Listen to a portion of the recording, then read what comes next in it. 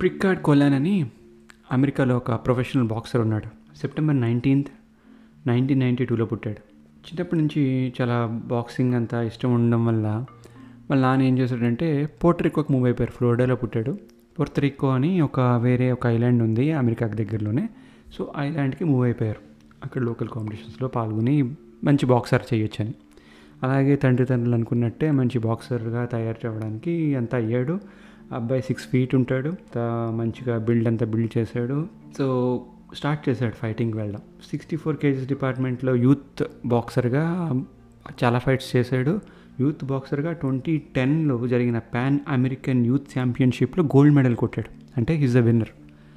ఆ తర్వాత 2012 summer Olympics లండన్కి వెళ్ళడానికి ఒక ప్రీ మ్యాచెస్ పెడతారు కదా. ఇప్పుడు ఈ అబ్బాయి అప్పుడప్పుడే బడ్డింగ్గా వచ్చాడు, కుర్రాడు పైకి వస్తున్నాడు. 2012 ప్రీ ఒలింపిక్స్ అని చెప్పి బ్రెజిల్లో ఒక ఈవెంట్ జరిగింది. అంటే క్వాలిఫైయింగ్ రౌండ్ వాటిల్లో.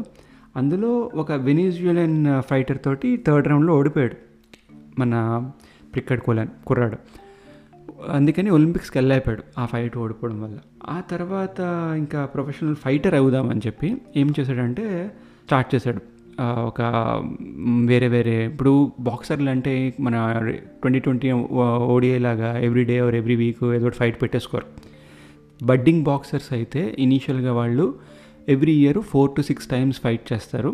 కొంచెం మీడియం లెవెల్ బాక్సర్స్ అయితే వాళ్ళు 3 to 5 చేస్తారు. ప్రొఫెషనల్ అంటే ఇంకా మైక్ టైసన్ అలాంటి వాళ్ళు ఒక పేరు వచ్చేసాక ఒక స్టేటస్ వచ్చేసాక వాళ్ళు ఇయర్కి 1 లేకపోతే 2 మ్యాక్సిమం, రెండోది కూడా చాలా అంటే అవసరమైతే తప్ప వాళ్ళు రెండోది దానికి డబ్బుల కోసం దేనికోసం తప్పితే వాళ్ళు రెండోది కూడా ఒప్పుకోరు. ఇయర్కి ఒకే ఫైట్ చేస్తారు.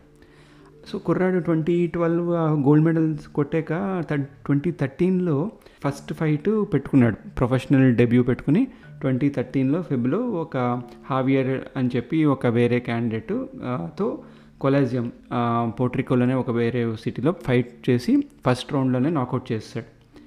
సో మంచి బాక్సర్ అని అందరికీ అర్థమైంది ఆ ఫైట్ అయిన తర్వాత. ఆ తర్వాత 2013లోనే 5 times వేరే వాళ్ళతో అంతా ఫైట్ చేసి అన్నీ గెలిచాడు. ఎదర్ ఫస్ట్ రౌండ్ సెకండ్ రౌండ్లో నాకౌట్ చేయడం అలా బాగా ఆడుతున్నాడు కుర్రాడు. 7 times ఏమో 2014లో ఫైట్ చేశాడు, అన్నీ విన్ అయిపోయాడు. ఇప్పటిదాకా రికార్డ్ అయితే అన్నీ విన్లే ఇప్పటిదాకా అయితే. సో అప్పుడు 2015లో అంటే అందరికి ఇంకా ఇలా పెరుగుతున్న కొద్దీ వయసు, అలాగే అతని బాక్సింగ్ కెరియర్ అందరి కళ్ళలో పడుతూ ఉంటాడు బేసిక్గా ప్రికార్డ్.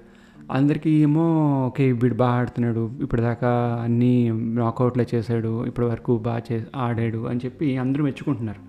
ఆ తర్వాత వివియన్ హ్యారిస్ అని చెప్పి అందరికంటే ఇప్పటిదాకా ఆడిన వాళ్ళందరికంటే కొంచెం ఎక్స్పీరియన్స్డ్ ఫైటర్ తోటి 2015లో ఆడాడు టొరంటోలో. అండ్ అది కూడా హ్యారిస్ నాకౌట్ చేసి 4th రౌండ్లో విన్ అయ్యాడు కొలాన్.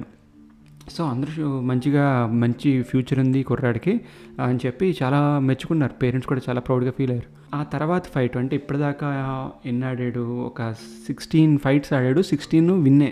ఇప్పటిదాకా లాస్ అనేది ఒక్కటి కూడా లేదు. ఈ 17th ఫైట్ ఏదైతే ఉందో ఇది టెర్రెల్ విలియమ్స్ అని చెప్పి అతనికన్నా ఒక తక్కువగా రేంజ్, అంటే అతను ఆల్రెడీ ఇప్పుడు ఒక రేంజ్లోకి వస్తున్నాడు కదా, ఇతనికన్నా అప్పుడే పైకి వస్తున్న ఇంకొక బడ్డింగ్ బాక్సర్ తోటి ఫైట్ పెట్టారు. ఈ ఫైట్ కూడా అసలు యాక్చువల్గా అతని లిస్ట్లో లేదు. 1 monthలో ఇన్ఫార్మ్ చేశారు నెక్స్ట్ మంత్ నీకు ఇతనితో ఫైట్ అని. యాక్చువల్గా జరగాల్సిన ఫైట్ ఎవడైతే ఉందో ఆ అబ్బాయి కొన్ని మెడికల్ రీజన్స్ వల్ల డ్రాప్ అవుట్ అవ్వడంతో ఇతన్ని పెట్టారు ఆ అబ్బాయి బదులు.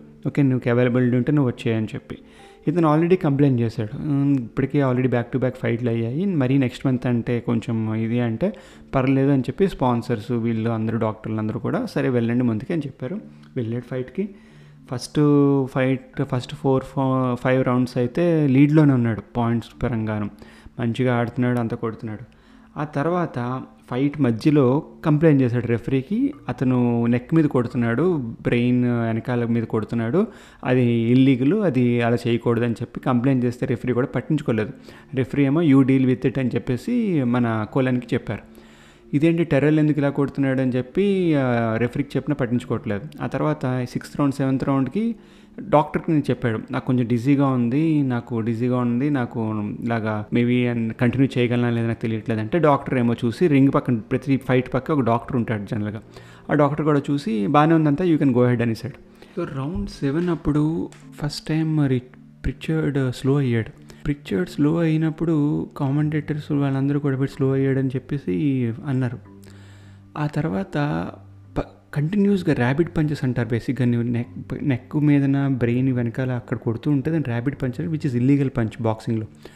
అక్కడ పట్టుకుని పడిపోయాడు చాలాసార్లు కిందన. పడిపోతే జనాలందరూ కూడా బూ బూ నరిచారు ప్రిచర్డ్ని. ఎందుకంటే వాడు యాక్ట్ చేస్తున్నాడు, కావాలని ఇంక ఫైట్ చేయకూడదని చెప్పి యాక్ట్ చేస్తున్నాడు.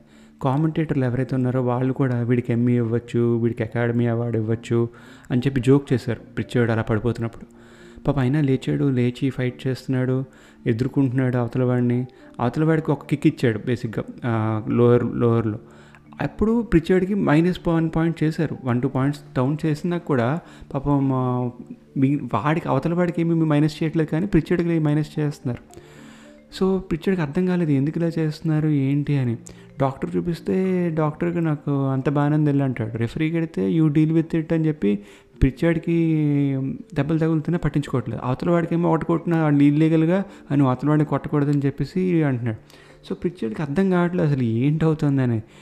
ఆఖరికి 10th round 9 to 10th round అవుతున్నప్పుడు ఈ మనకి హెల్ప్ చేసే ఉంటారు కదా, అతను గ్లౌస్ని తీసుకెళ్ళి గ్లౌస్ని అన్టై చేసేసాడు.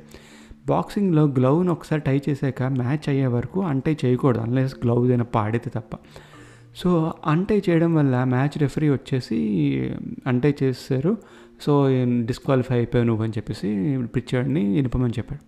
ఆ మ్యాచ్ అయిపోయాక ఇద్దరు ఫైటర్లు కూడా హగ్ చేసుకుని వాళ్ళు మాట్లాడుకుని ఓకే అని చెప్పి ప్రిచర్డ్ వెళ్ళిపోయాడు తన రూమ్కి వెళ్ళిన వెంటనే కళ్ళు తిరిగి పడిపోయిన తర్వాత వామిటింగ్ అయిపోయిన తర్వాత అంబులెన్స్లో హాస్పిటల్ తీసుకెళ్లారు. అప్పుడు డాక్టర్స్ చెప్పారు ఆల్రెడీ కన్కషన్ ఇదంతా ఉండి లోపల బ్రెయిన్లో ఇంటర్నల్ బ్లీడింగ్ స్టార్ట్ అయ్యింది, అదంతా ఫిక్స్ చేయడానికి టైం పడుతుంది అని చెప్పిన వెంటనే ఆ అబ్బాయి కొలన్ అనే అబ్బాయి who was less than 25 years ఆ అబ్బాయి ఏమో కోమాలోకి వెళ్ళిపోయాడు. కోమాలో 221 days ఉన్నాడు.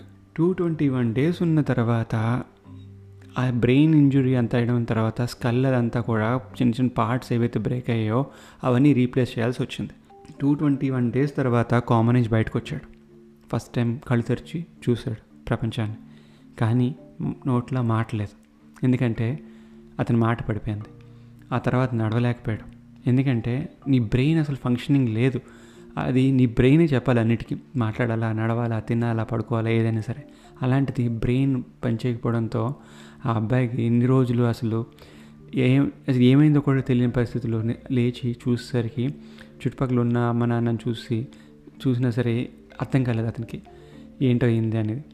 ఆ తర్వాత వాళ్ళ అమ్మ నాన్న ఒక కేసు ఫైల్ చేశారు ఆ పర్టికులర్ రెఫరీ మీదను డాక్టర్ మీద. ఆ టైంలో ఇలా చెప్పినా సరే వాళ్ళు పట్టించుకోలేదని 50 million లాసూట్ కూడా ఫైల్ చేశారు. ఇప్పటిదాకా కూడా దానికి ఏమీ తీర్పు రాలేదు బేసిక్గా లాసూట్కి.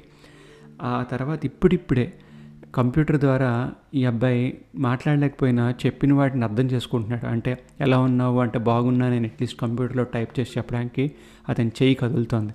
నోట్లోంచి మాట అయితే లేదు, కానీ మనం చెప్పినవన్నీ అర్థమవుతున్నాయి. సో 17 ఫైట్స్ ఆడాడు ఓవరాల్గా, 16 అన్నీ విన్ అయ్యాడు. అప్పటిదాకా ఒక్క ఫైట్ అతని జీవితాన్ని మార్చేసింది. ఎంతో గొప్పవాడు అవుతాడు అనుకున్న వాడిని వాళ్ళ తల్లిదండ్రులు చివరికి అలా చూడాల్సి వచ్చింది. ఎందుకు చెప్తున్నానంటే మనం ఎంచుకున్నది అంతా రైట్ అవ్వచ్చు, కానీ ఒక్క డెసిషన్ అది మన కంట్రోల్లో ఉందా లేదా అని తర్వాత విషయం, కానీ ఒక్క డెసిషన్ మొత్తం లైఫ్ని చేంజ్ చేస్తుంది.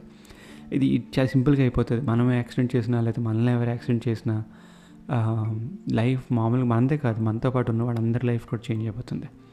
సో మనం ఏదైనా డెసిషన్ తీసుకోబోతున్నా కన్సల్ట్ చేసి మన ఇంట్లో వాళ్ళతోటి చెప్పడం తప్పలేదు. అరే వీడన్నిటికీ ఇంట్లో చెప్తాడు, వీడన్నిటికీ ఇంట్లో వాళ్ళతో మాట్లాడతాడు, వైఫ్తో అన్నీ షేర్ చేసుకుంటాడు, వైఫ్ని అన్నీ అడగాలంటాడు, ఏది వెంటనే చేయడు, తప్పలేదు.